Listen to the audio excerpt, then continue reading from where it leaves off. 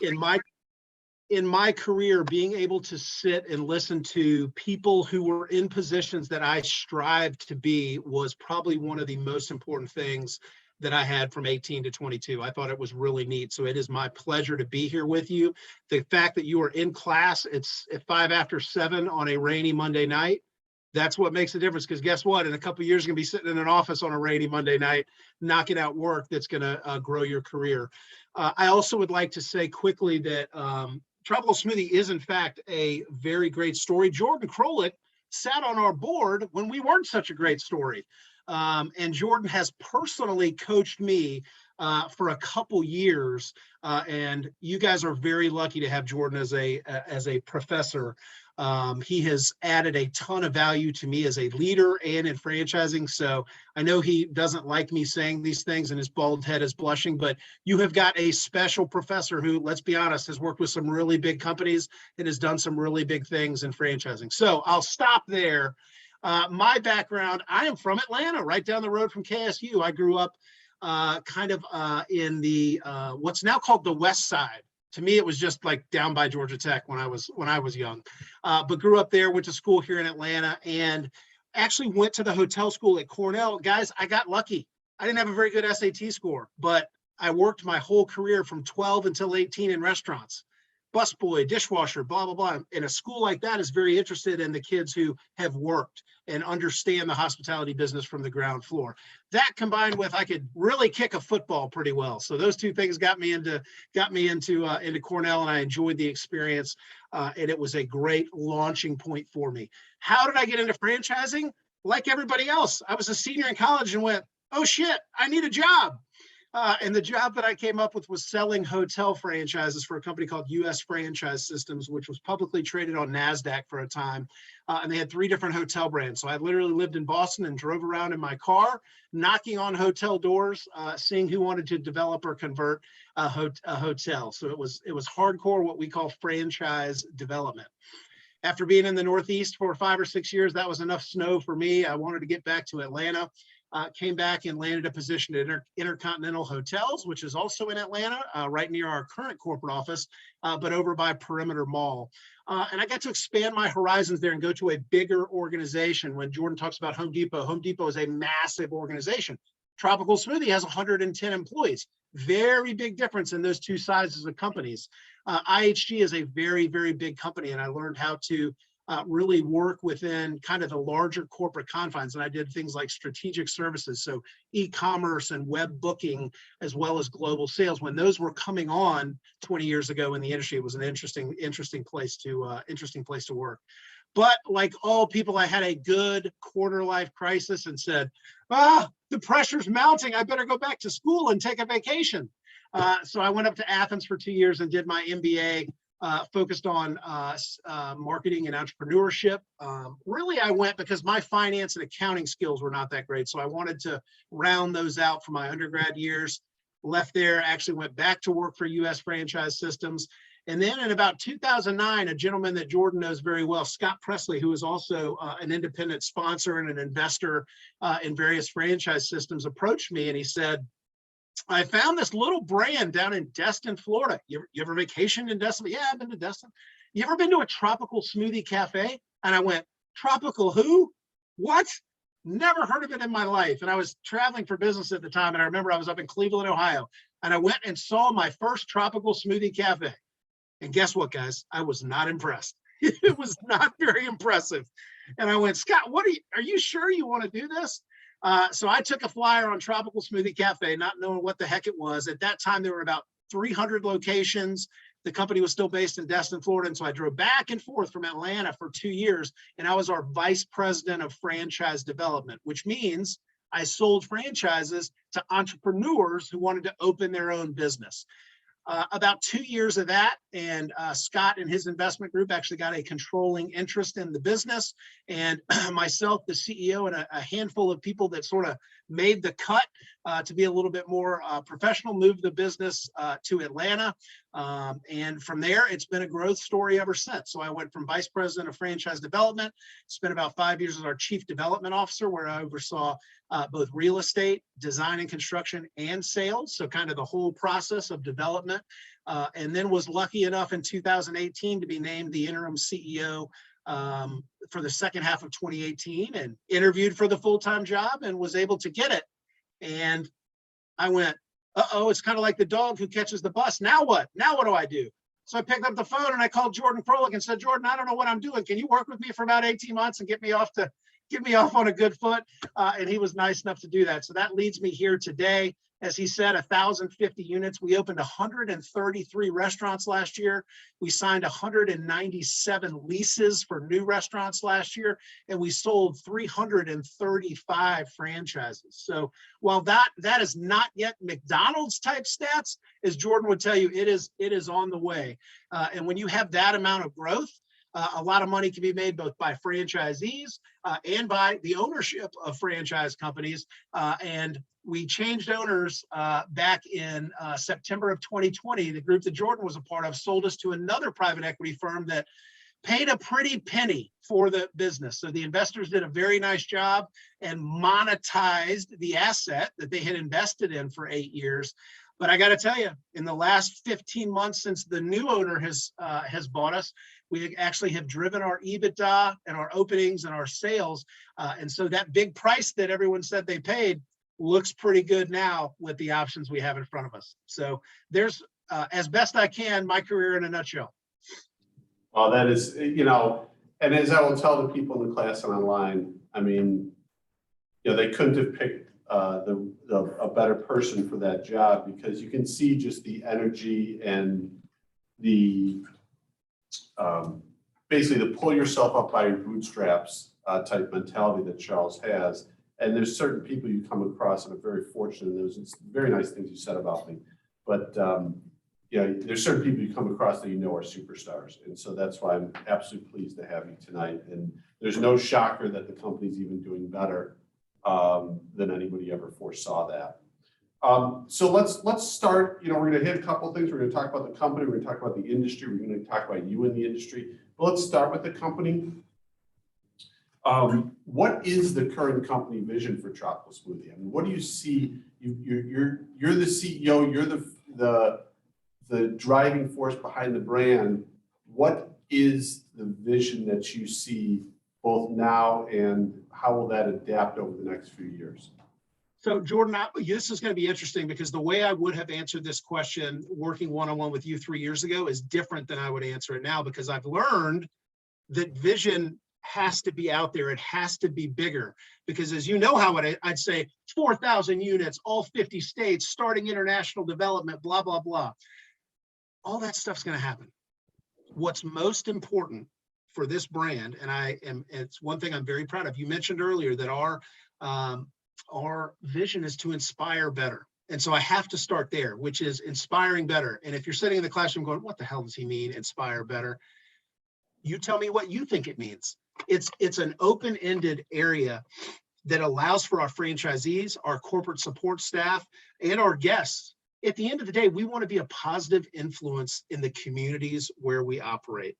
There is enough strife and there is enough conflict in the United States today and in the world. If you've read about Ukraine this evening, we want to be a Tropical Smoothie, a door that is open to all.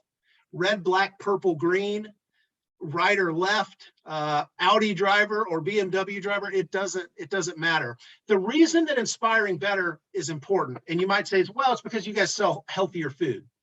We do. We sell indulgent food. We sell healthier food, and you can customize it how you like. So, okay, great. Think of the old Jared with Subway, right? That didn't turn out so well, but the premise was there, right? If I make better choices, I'll be happier in life. So inspire better for us is, yes, about making healthier decisions. But for you, that might be, I'm going to start running, or I'm going to have a smoothie for lunch. For somebody else, it might be, you know what? I'm going to go spend some time at the local soup kitchen or the local shelter. Or it could be, you know what? I'm going to read my kids a book every night before we go to sleep. So anything big or small can be an inspiration, right? This, in full transparency, was an idea that I came up with. It's not unique. It's all about how you execute on it, right? There's a whole restaurant brand right down the street from me called Inspire Brands. So why the hell would I choose Inspire better? That seems pretty confusing, right? Franchising, as we'll talk about later, is a local business. You guys have a couple Tropical Smoothie cafes very near KSU. So maybe some of you guys have been there. And as an aside, I'm going to send Jordan free food and smoothie cards. So if you're here tonight, every person there tonight gets 2 free cards. So you can have a lunch or a dinner on me, as well as the people online. So I'm going to send those to Jordan. So don't miss out on your freebies, okay? And the class is now very happy. And they make fun of me because there is I don't know if it's Debbie's store, but there's a store right near us. Yep. And I stop there almost every week, but I am homering it big time today. Yes, very good. So inspiring better is about what you want to make it. Now, why is that important for me? Because I get to drive that to my franchisees. I have a whole culture piece around inspiring better. And when this came to life, it started on a piece of paper, coming up with mission and vision and values and things you probably learned in your organizational behavior classes. All that stuff's great. I can come up, you got a company, I'll come up with the vision, mission, and core values with you in an hour. What makes it real is action, is fulfilling it and believing in it. When this came real for Tropical Smoothie, when it went from being on a piece of paper to something real that lives in our hearts and minds and it drives us every day, is during the pandemic. We had 450 franchisees that didn't know if they were going to have a business tomorrow. There was no one coming in, there were no orders, and everyone was freaked out by the pandemic. What we chose to do as a company and with our franchisees is to say, you know what? I'm freaking out. What's the best thing I can do? Let me go do for somebody else. And we gave away 300,000 smoothies to healthcare workers and first responders. Great, good job. I'm sure you got some press out of it. Yeah, we did. That's not why we did it. You know why we did it? Every franchisee that went and took 50 or 100, the Tropical Smoothie he's talking about is right across from a hospital. Debbie brought over thousands of smoothies to them. How did they feel when they left those hospitals after they had just dropped off smoothies? What happens in your brain? Endorphins are released. It feels good to do good. What business is a restaurant in? We're in the hospitality business. You have to love to serve others. So really inspiring better at its core is just another offshoot of hospitality. It's giving back and doing more. So my vision is to impact as many lives on a daily basis as possible at Tropical Smoothie. And the more units we have and the more franchisees we have, the better opportunity I have to do that. And our great franchisees, that's how they view the world as well. Because guess what? It's about your purpose first, then your people, and that will drive your profits. 3 Ps: purpose, people, profits. So that's my vision, Jordan. I could be more concise, but it's fun to talk into this little machine in front of me. That's awesome. So what makes Tropical Smoothie unique? I mean, what's the unique selling proposition? If I went up to a customer, not a customer, if I just went up to somebody, in Atlanta, Georgia, and said, what do you think of Tropical Smoothie? What would be your ideal for what you think they would say? But then what is also the real for what you think they would say? Yeah, I would say it fits my lifestyle. They would say, man, it fits my lifestyle. They have options for everything I want all during the day. That would be my ideal response. The real response is, in any restaurant, they make a damn good smoothie. I think we got the best smoothies around. Now, what do I push on from there? Our business mix is 62% smoothie sales, 38% food sales. So it's not completely balanced, but those food sales drive additional revenue in the cafes, right? The average unit volume in 2021 crested $1 million. So what that means is at $1 million of sales, and the franchisee investing about $350,000 to open the business, right? Net, we're well over a 2-to-1 investment ratio. That means the franchisees, when they run the business, will cash flow and they'll get their money out. If they've taken out a loan, they'll be able to repay their debt and they'll be happy and they can go build another Tropical Smoothie cafe. 75% of the new openings that we had in 2021 were existing franchisees. That's the greatest pat on the back you can get in franchising, because if franchisees were not making money, they wouldn't be opening more locations. Back to the consumer though, Jordan, we have a fantastic product. We have variety and we allow customization. I get asked by bankers a lot, what's your competitive moat? And, you know, I really kind of want to say we have a great freaking smoothie, but why has no one else figured this out? We sell food and smoothies. We have both of them. It's not that complicated. So no one has to this point. I'm sure someone will, but guess what? When they figure it out and they scale, I'll have 3,000 units. So that is my competitive moat is scale at this point. And so you franchise all of your stores, if I remember right, except for one. Yes, sir. Why franchise? You know, I'm in a franchise management class, but why franchise versus own stores? So I'm very old school in one respect. I've read a lot of books, talked to a lot of really smart people, and I've had my own experiences with this too. When you focus on one thing and one thing only, you tend to do it well. When you take on multiple brands, you take on multiple projects, you take too many classes at one time, what happens? You get spread too thin. So I believe down to the tips of my toes that you either are going to be a great franchisor, meaning you're in the business of serving franchisees. They are your customer, and the customer or the guest in that restaurant, that's the customer of the franchisee. So it's a value chain, franchisor to franchisee, franchisee to guest. That's what I believe we're very, very good at. There are many companies that have success with what we call a split model, where they own restaurants and they have an operating group that runs restaurants, and they have a group that does franchising. Many of those do very well, but in my opinion, that only lasts for so long. So I think focusing on one of those things is most important. I think for us, it's being a great franchisor. The one location we have is right across from our corporate office. And my chief operating officer just came last week and said, do we really need this store? Can we just sell it? This is a chief operating officer that I hired 3 years ago who said, we need like 20, 30, 40 locations just to be able to really get our hands dirty and, you know, and understand things. So I think he's read the tea leaves with me that ain't happening, and we might as well just focus on serving franchisees. And so when you look for that ideal franchisee, who is it? The number one thing our franchisee has to have is passion. 1B is capital. Just to be completely honest, if somebody comes into trying to open a business, franchise or not, and they're undercapitalized and they run out of money, there is nothing worse that can happen than that, right? Because you're out a bunch of money and you're just stuck.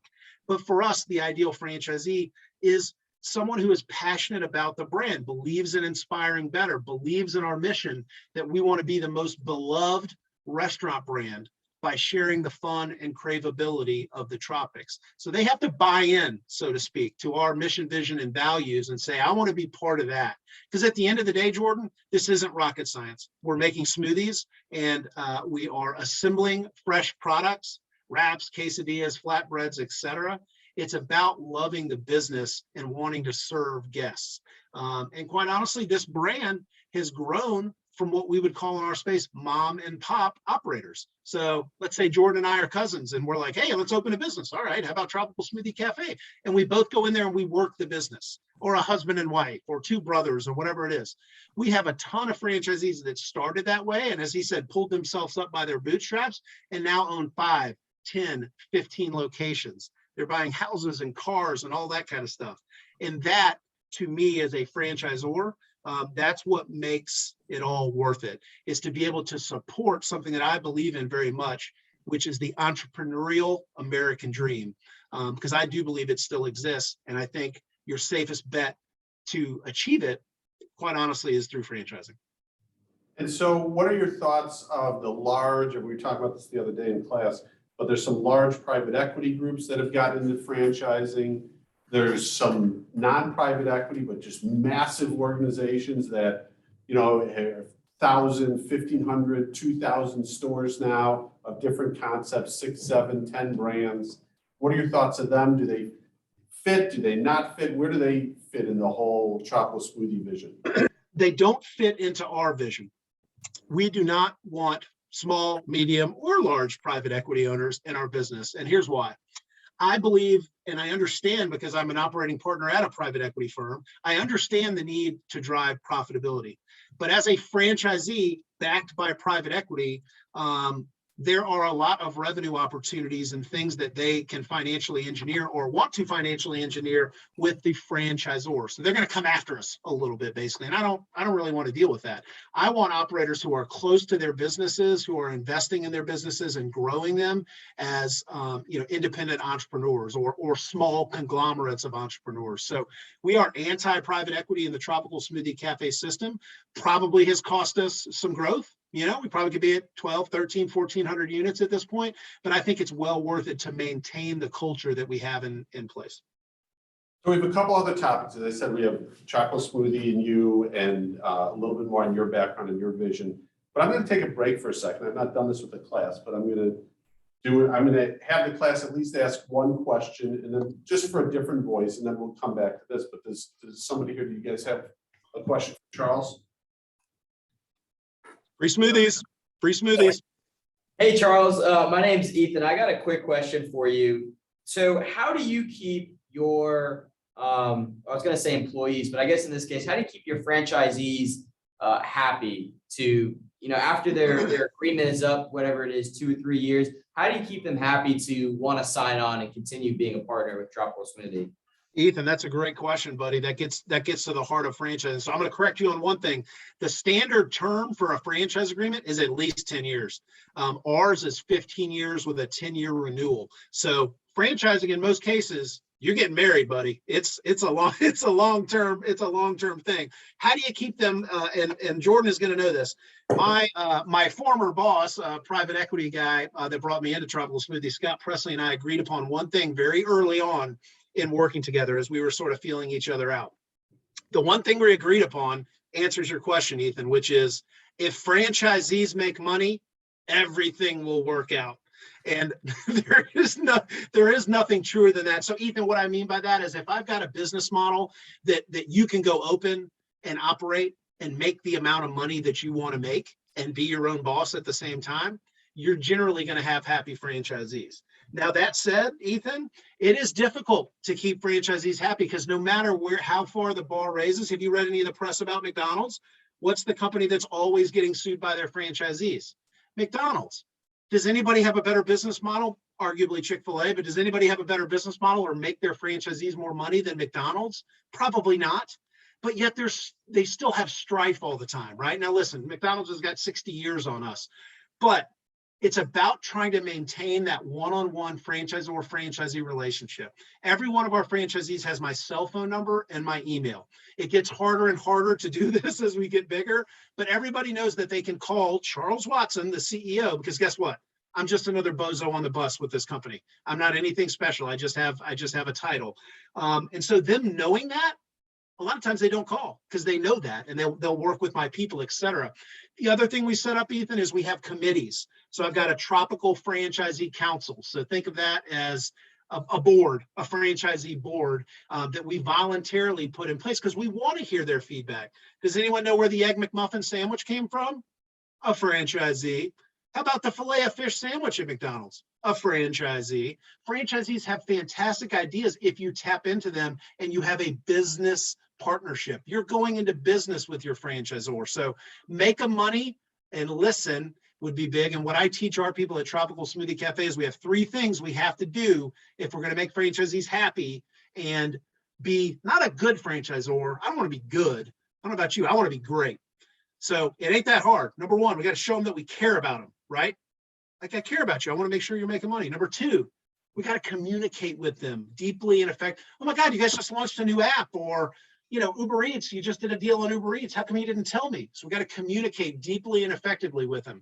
And third, but most important, we got to drive their profitability. We got to make sure that everything they're doing, that those dollars flow to the bottom line. So care, communicate, and drive profitability. If you do those things pretty well, for the most part, you're going to have a large percentage of franchisees that are happy and whose lives are better working in your franchise system. Great question, Ethan. So I'm going to take over again. And basically, it's funny, Ethan did a presentation on a brand that you probably know who it is, but I'm not going to go into it, that is under tremendous amounts of lawsuits because they promised a lot of things that they didn't deliver on. When you run into a confrontation with a franchisee, how do you solve it? Well, I'll tell you this. when you know how we say that we've lost? When there's a lawsuit. We lose. They lose, we lose. So if you look through our franchise, if you guys are in this class, you're probably familiar with what a franchise disclosure document is, and companies. We're actually reading Tropical Smoothie, so that's good. We read it all last week. They okay, all right. So 350 pages of joy. It's so much joy, right? Listen, guys, it took me 20 years to like actually be able to read an FDD and really know what it was talking about. So don't feel bad your first reading. If you don't see a lot of litigation, franchisee litigation against the company, you probably are dealing with a pretty good franchisor. But if we have litigation with franchisees we've already lost, at the end of the day, it's communicate. It's the number 2 thing. What's the problem? You don't like this? You don't like the operating hours? You don't like this? And we go, well, but this is what you signed this piece of paper and it said you were going to open from 7 to 9 every day. Like what's going on here? So talking things through, having communication. And at the end of the day, if we can't get to resolution, as opposed to defaulting their franchise agreement, kicking them out, keeping their money, blah, blah, blah, I'll write them a check. I'll give them their franchise feedback. I'll do whatever I need to do to make it fair. And I'm just being really honest with you guys, because I don't want the mar of having litigation with a franchisee, because everybody loses. The brand loses, the franchisee is going to spend a bunch of money. So we work it out. And quite honestly, I'm happy to bend over backwards in those not very often situations. And because I am, we don't have that many of those situations.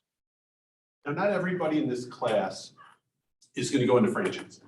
So what we've aimed this class to do is that there's a lot of business leadership, whether you go corporate, whether you go entrepreneurial, whether you go franchise, whatever you decide to do, there's a lot of learnings to be taken from how franchisees work with people, whether it's going to be working with your boss in corporate or whatever that situation is. So let's talk. They're very fortunate to be talking to a CEO. And we have a few CEOs that have come and given us some time, and we're so very lucky for that. But let me ask you, what do you focus on as CEO, and then what do others do? I mean, what do you see as kind of your role in a corporate setting and as the one that they're looking to for leadership? Sure. And I absolutely stole this from Cheryl Batchelder. But it made a lot of sense to me. And guys, by the way, how did I get where I am? I listened to people, I read books, and I asked a lot of questions. That's how I got where I am. My role as CEO is to set the strategy of the company. So I'm all about inspire better, and everything, all the business metrics flow up to, does that or does that not help us inspire better in the communities where we operate, right? So strategy, and then it's about talent, right? You heard me say people, right? Purpose, people, profit.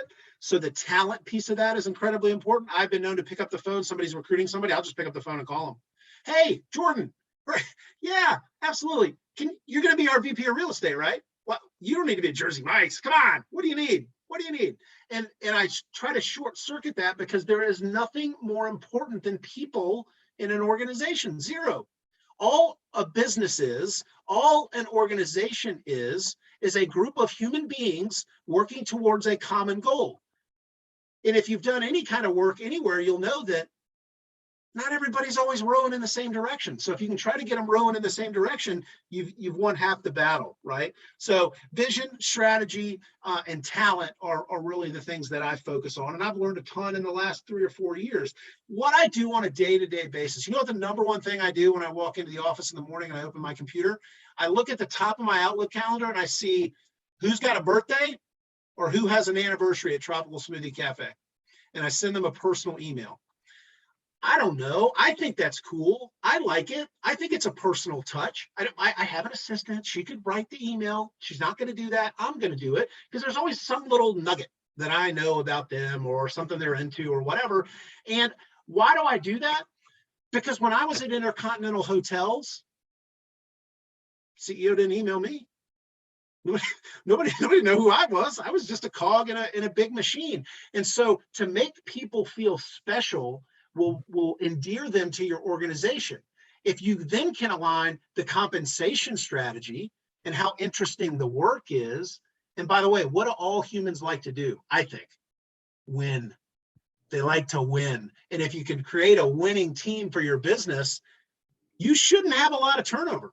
You really shouldn't, because I'll be the first to tell you, Tropical Smoothie is probably on the low end of the compensation scale, but we have some really good talent because we provide. I swear this happened. I'm not making this up.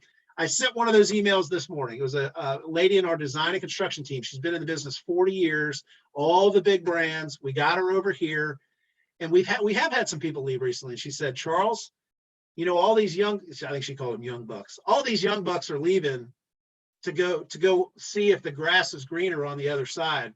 What she doesn't understand, what they don't understand is that we're the ones with the green grass. And I've seen a lot of grass, and you've got some pretty green grass. So I thought that was pretty cool. So rambling there a bit, but kind of touched my heart a little bit. And I think any good leader has to have that connection with those people and get fired up to defend them and get fired up to make them better and make them want to stay on the team. So I focus on people, if you couldn't tell. Charles, I drink from that water fountain, because if you're going to spend more time doing something than you are with your own family, which is what working is, you spend more time than when you your own family, the least you can do is be a winner.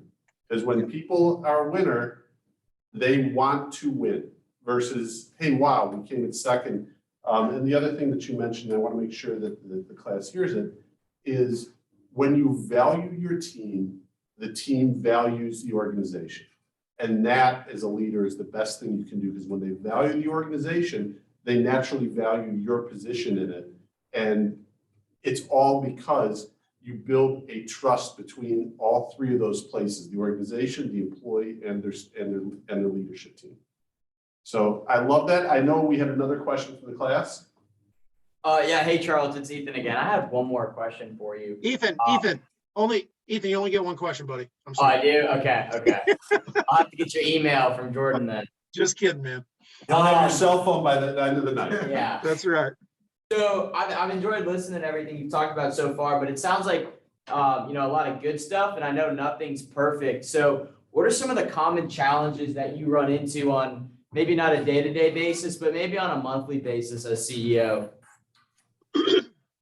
Yeah, with my focus on people, like it's the other side of all the things that I told you. It's people leaving the organization. And I'd say it's going on right now. It's people leaving the organization to make another 20 grand or 30 grand that I don't have the funds to be able to do that.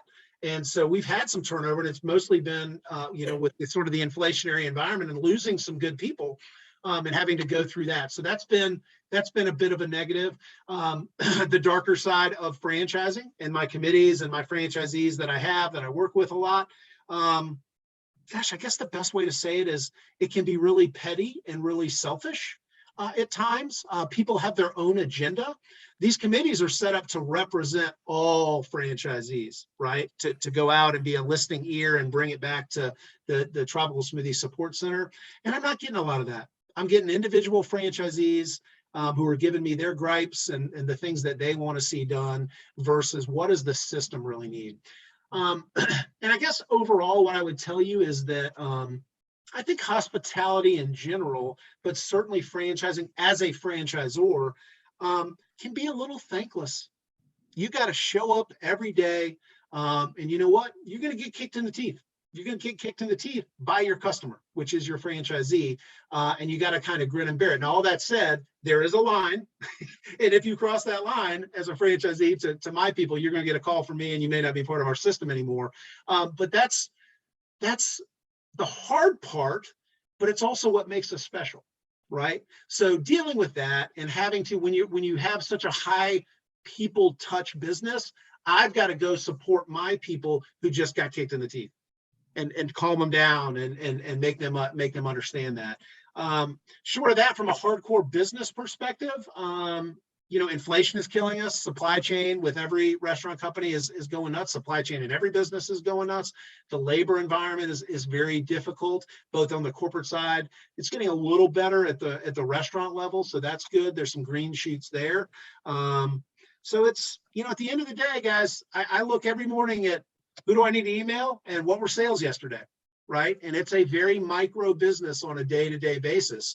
And that, as you get bigger as an organization, only gets more and more intense. And as I think Jordan can tell you from a public company restaurant perspective, even more so at that point. So it becomes becomes difficult. And my goal is to continue to get bigger, but to keep that personal touch on things. And it's getting harder. It's definitely getting harder.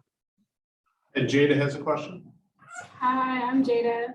I just want to ask, so as a franchisor, how often do you actually physically go into the franchises just to like see what's going on, and is that necessary? So not near as much as I used to or I want to, Jada. We do have a field team. We have a whole operations team and a field team that are based out in the field, as well as our field marketing team. I tend to, at this point, I'm typically going to shake hands and kiss babies or cut ribbons and do stuff like that. I'm just being honest with you. Certainly when I was doing franchise development, I did a lot of touring in markets. There's nothing that beats walking into a franchisee's business and taking a look and seeing what you see. I was in Arkansas last week and was able to visit 5 locations, and yeah, I don't like everything I see, right? And honestly, when I go out to a cafe and I say, hey, why is this here? Why is that there? What's this kind of dirty? What about this? Blah, blah, blah. It, excuse my French, it creates a bit of a shitstorm because it's the CEO saying Arkansas 27, had the wrong tile and the blah, blah, blah. But I can't help myself because I'm OCD and I care about that business and I care about that franchisee's success. They may not see it at the time when I make those comments, but I do have to stay in touch with that, and my COO and the ops team needs to stay on top of it as well, because as you've seen with other brands, when you start going downhill and the interior starts going and the service level starts going down and the product starts going down, guess what we call comp sales, or our sales every day year over year, those start going down right afterwards, if not right at the same time. So I do like to get out as often as possible, but I would say realistically, I probably visit 30 to 50 locations a year. And I probably used to visit 100 locations a year, but I've been here for so long and I sold probably 700-800 of these franchises that I do know a lot of the franchisees, which comes in very handy. Does that answer your question, Jada? Yes, also like when you do go visit these franchises, like will you let them know before you come, or do you just kind of pop up?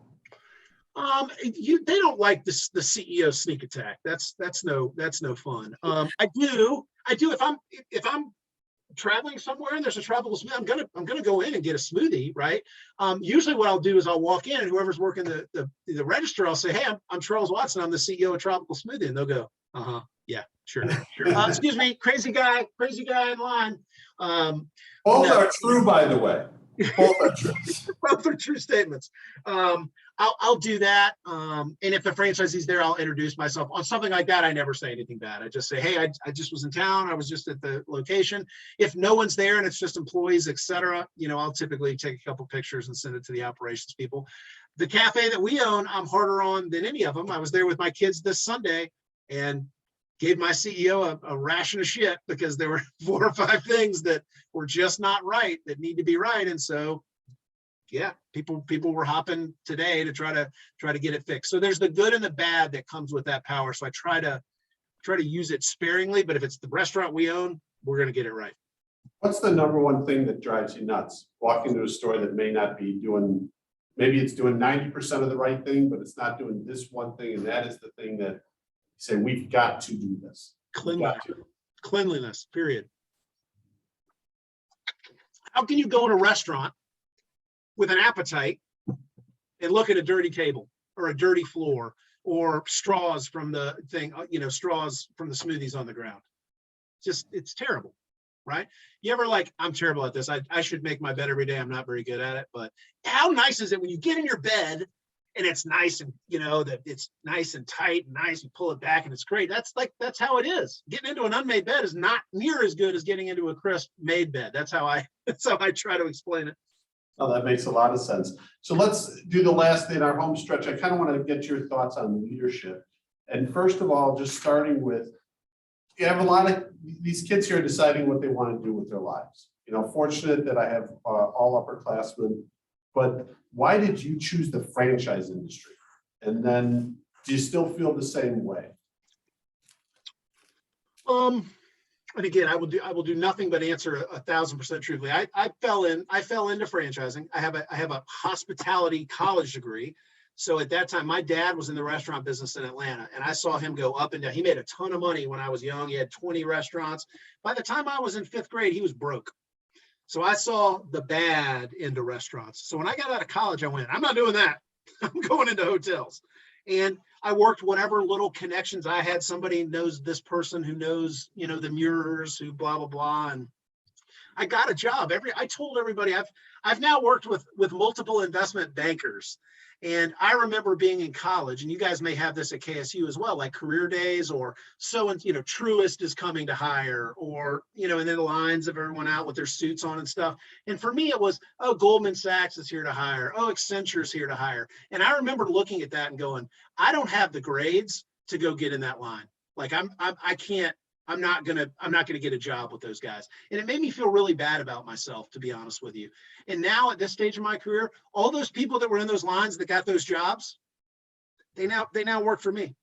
I've got 3 of them I'm working with right now. Doesn't mean they're bad or good, or that I came out on top or anything. It's just they service companies and that do debt and equity transactions, right? So that's what they do. So it's funny how life comes around full steam. But from a leadership perspective, sorry, that was an aside. From a leadership perspective, man, humility, passion, humility. Guys, don't ever be outworked. Just frickin' work harder than other people. That Intercontinental, that's where I learned how to work. I said, I'm gonna sit here and do this project or do this job until the cows come home. Because you know what? I'm 25. I got nothing better to do. What am I going to do? Go home and drink beer by myself? Bad idea. Outwork people. If you have a great attitude, you're passionate about what you're doing, and you frickin' outwork people, you ain't got to be that smart. That's why I said you ain't got to be that smart, because but if you do those things, you're going to have a bright future, because there's so many people that don't get that, and it blows my mind. It blows my mind. All you got to do is work a little bit harder than somebody else. And most people aren't working that hard these days. You're already showing it as upperclassmen doing a night class. Like, you're already on the path. Trust in yourself, believe in yourself, and take some shots, and know that when you start in your career, you may stumble into something like I did. Now I love franchising. I love the business model. I'm on the board of directors for the International Franchise Association. I get asked to speak at all these places. And I think I get asked to speak because I'm pretty real, like I am with you guys tonight, and tell you how it is, tell you I was a B- student and did some dumb stuff in my life, but I always worked and always kept it going. And if there's anything that I say tonight that may help you at all, man, that is well worth my time, because many people, Jordan included, have helped me in my journey. And it's about giving back once you jump over the fence. Yeah, no, and I share that, and I shared this with you when we worked together, that I teach people based on all the mistakes I've made. And my class is very generous to want to listen for me for 2 hours and 45 minutes at night, flat on. But what would be something that did not work out for you the way you would have liked, if anything? Maybe No, I've had some lessons. So when I got out of business school, I went back to work at US Franchises, this hotel company, and there was these older guys, you know, these guys, Jordan, the Levins, John Levin, and Tim and Mike Muir, and, you know, they like seemed older to me. They're probably 35, 37, something like that. And they were doing some entrepreneurial things on the side, right? So it's like, come work the day job, and then let's start this business over here and start this business over here. And hey, Charles, sweat equity. You can do this job. Like, you're pretty smart. You can do this job like 6 hours a day and then go do this job 2 hours a day. And I was like, just got an MBA, want to be entrepreneurial. Man, I can get a base salary and go work on these other businesses. What I didn't realize at the time was, by sweat equity, it was like, I'm the only guy who's really going to do anything. And they're going to kind of go, we're going to put some money in and see what happens. So lesson learned there is, whatever you do, pick one thing. And you wonder why I'm focused on one thing at a time. Pick one thing, do it well, see it to fruition, and be done with it. That's different than passive investing, right? Like the stock market or private equity deals or something like that. But keep your eye on one ball, not 3 balls. And so I ended up doing the sweat equity thing. I had a grandparent pass away, and I got, be honest, I got like $150,000, and I invested all of it into these businesses, one of which was failing, and that's why they needed the money. And I went, all right, where can I sign? Where can I give my grandmother's money to? And I didn't get a dime back. It was all gone, lost, got my ass kicked. But that happened when I was 27, 28. I was pretty freaking motivated the next 10 years. And so that negative entrepreneurial experience, it's kind of like Abe Lincoln running for president a million times and never making it. He finally made it, right? Sometimes the kicks in the butt are what actually gets you. You don't realize it at the time. And I'm a big believer in the fact that you can use the spiritual side of this thing or the non-spiritual side, but everything happens for a reason. The worst things in your life happen for a reason. You just can't see them yet.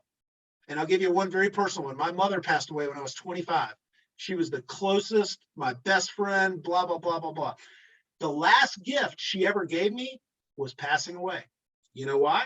Because I was a little lost at that time at 25. I'm doing, stupid stuff outside of work. I'm investing in these dumb companies. I could always call her on a Sunday night and she'd make me feel better. She'd put me back together and I'm off on Monday. The last gift she gave me was grow up.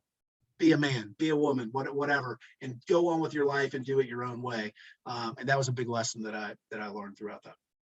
That's outstanding. I want to pass it off to the class. Hey, Charles, my name's Avery. So I have a cool question for you. We were looking at the FDD and I saw that you're trying to open, that you have about 600 signed agreements, but you open about 100 or so a year. Do you have a strategy on how you're trying to open them in a specific location? That makes sense. Belt high fastball for an old chief development officer. Absolutely, we have a strategy. So even better than what you read in the FDD are what we call a backlog or signed deals that aren't open yet. We've sold the franchises, but they haven't opened yet. Is about 780 right now. So we have 1,050 locations. So if we were to open half of those locations, we're at 1,500, 1,600 locations. So the strategy is, and it basically gets to real estate. And one of the other things I did, there's a lesson in here. I was our chief development officer. What did I do when I was chief development officer? I hired a VP of development by the name of Cheryl Fletcher, who was at Popeyes for many, many years. Do you know why I hired her? And she's now our chief development officer because she's a lot smarter than I am. That's why I hired her. I call her, and she's okay with this, I call her the pipeline princess because she can do all the math to tell you exactly when these cafes are going to open. The pipeline is so big, Avery, because when you do a multi-unit deal, if I sell Jordan 5 locations, he's not going to open 5 all at once, right? So that's what we call the backlog. They're all sitting in there, and we work on the development side to get them open. Now, where do they open? The most important thing to do when you kind of have your act together, which we kind of do now, we didn't 10 years ago, we do now, is where are we selling these franchises? Into what market? Into Atlanta, into Dallas, into Charlotte, where they go? Okay, and then below that, what part of Charlotte? What part of Atlanta? What is the real estate model that we use say that we should go? What's the competition like? Are there you know where we don't have locations? New Orleans. Does anyone know why we wouldn't have locations in New Orleans? Because there's about 200 Smoothie Kings in New Orleans. That's where Smoothie King is from. I'm not going to their backyard. No, thank you. We're going to get our butts kicked. California. Don't have any in California. Well, I think we have 1 or 2, but we shouldn't. Jamba Juice has 600 locations in California. The United Republic of California, you probably don't want to do business in anyway, but go where they ain't is our strategy, right? And so we do a lot of market analysis. We probably spend $150,000 a year on our real estate model, Avery, which is a big map that shows you the trade areas of where Tropical Smoothie will be most successful. And so that's ultimately, once you have that, then you start selling franchises into those dots on the map so that you can go either fortress a market, meaning you kind of own it. There isn't a lot of competition there, and you want to keep adding in locations so nobody else comes in. The state of Michigan is like that for us. Or you're going into, what we would call emerging markets where we don't have as many units and we need to keep selling and keep opening so that we can get brand scale and brand awareness. Dallas would be an example of that. We're fighting hard in Dallas. It's a big market. There's a lot of competition and the AUVs aren't as high because not everybody knows who Tropical Smoothie is. So we got a lot of work to do there. Does that help a little bit? There's a lot of thought that goes into it. Avery, is a follow-up? And then I know I was talking to one of my friends about potential openings. So I know here at Kennesaw State, we have one. Georgia Tech, there's one near there. But Yep. For example, University of Georgia, there's no Tropical Smoothies, or at Georgia Southern. Is there an effort to try getting it at those college age students, for the most part, are healthier, first? Yeah, I would go even younger than you guys though. I have a 6 and an 8-year-old. They freaking love Tropical Smoothie. If you look at some of the food products we have, grilled cheese sandwiches, quesadillas, like there's a lot of moms taking a lot of young kids to Tropical Smoothie. And I think that bodes really well for the brand going forward because, and Jordan will get mad at me, those 4 and 8-year-olds used to go to McDonald's and get a Happy Meal. And those moms aren't taking them there anymore. They're taking them other places. They're taking them places like Tropical Smoothie. I'm not saying a grilled cheese or a quesadilla is the healthiest thing in the world, but number one, the kid will eat it and the mom can get him to drink half a smoothie with fruits and vegetables in it, right? As far as college campuses, we call those non-traditional locations. We don't have a concerted effort like we have a salesperson going and selling in there, because what you have to remember is that as a franchise organization, we have to deal with the buyers that come to us. So I've had probably 50 conversations about people wanting to open in Athens, and it's never come to fruition. No one's ever bought the franchises to go open there. Same in Statesboro. So we are sort of at the mercy of when franchise entrepreneurs come to us. We market out into to those people, but sometimes they come, sometimes they don't. Well, 2 of the guys here say that they're ready to sign up. Yeah, we noticed you don't have one in Athens. We're looking at all the locations in Georgia, but that seems like a good place. Now, but think about it. It's an interesting business case. When you think Athens and think of opening a Tropical Smoothie Cafe, where do you think? Downtown? Downtown might be difficult, but the first thing I thought of was just the turnover with workers, because you got kids that are there for only like 4 years. Well, it's even worse than that. Do you guys ever like go out and party? Because the problem with kids in Athens and in downtown locations is that nobody shows up for work. That comes from, there's a brand called Barbaritos that is out of Athens. Zaxby's is out of Athens. I've talked to those guys and they're like, downtown Athens is a disaster. You can never get any of the kids to show up to work, et cetera. So I would never know that. You would never know that. You'd say, oh my gosh, look at all these people. This should be great. That's why downtown is difficult. If you're out in the hinterlands, Tropical Smoothie is a brand that's in tertiary and secondary markets. You know where we do best? Just a freaking strip mall with a Publix or a Whole Foods or something like that in 1,600 square feet.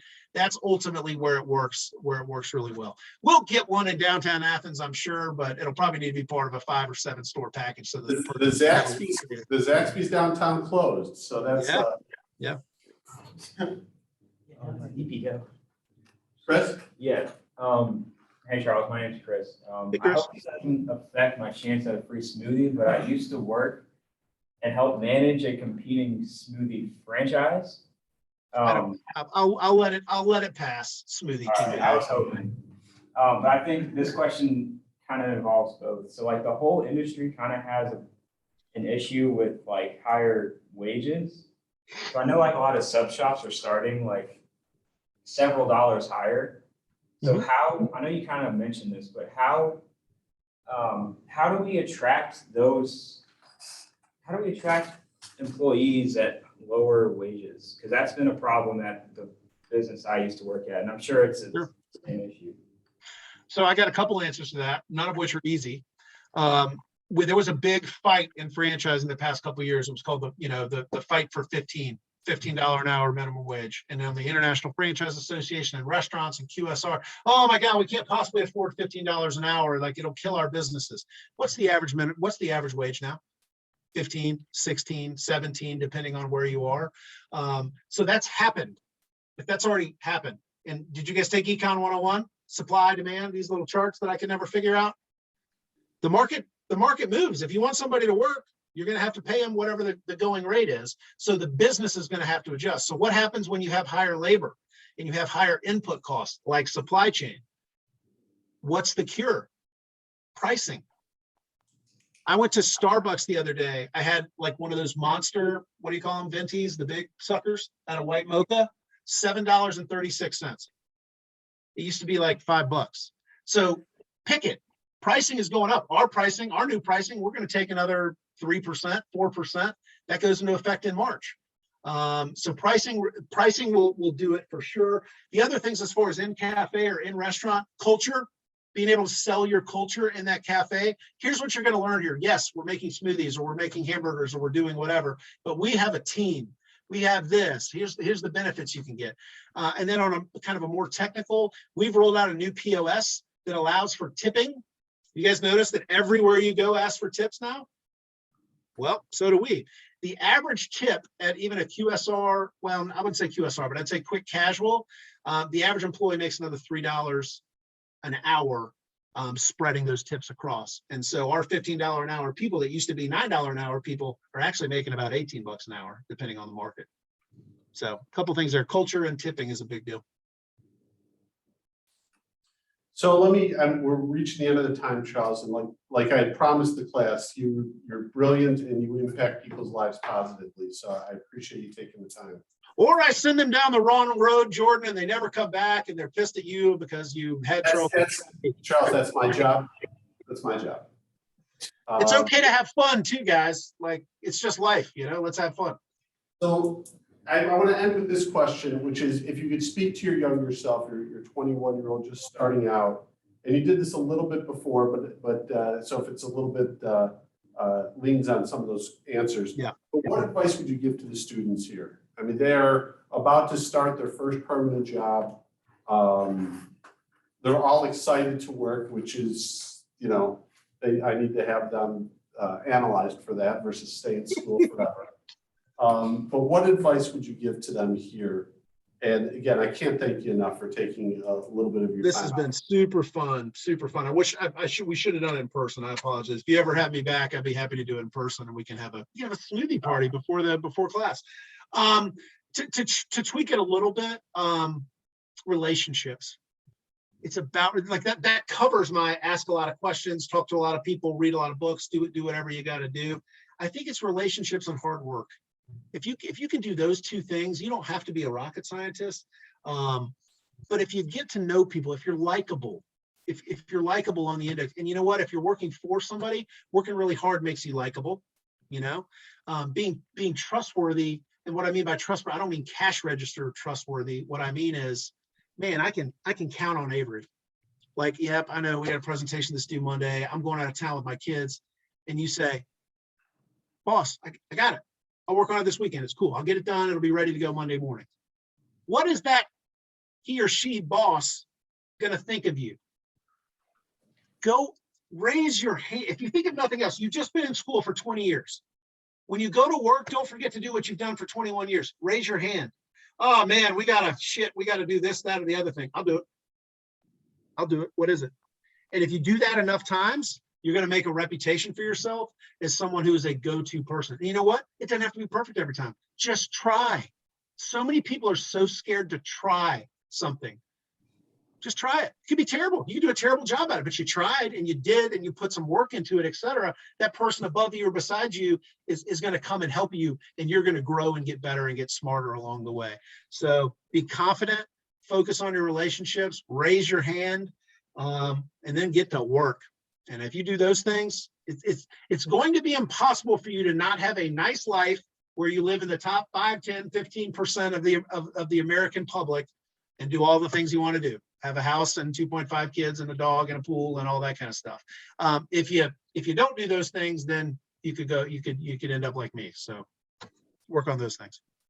Well, hey, Charles, again, thank you, my friend. I can't thank you enough. This was one of our keystones for our semester, was having you, and we really appreciate your time and efforts and your discussion and your points here. Well, if I could finish up with this, let me give you guys my cell phone number and my email, because I truly am happy to help. My cell phone number is 770-670-1224. And my email is C as in cat, Watson, WATSON, at Tropical Smoothie, SMOOTHIE.com.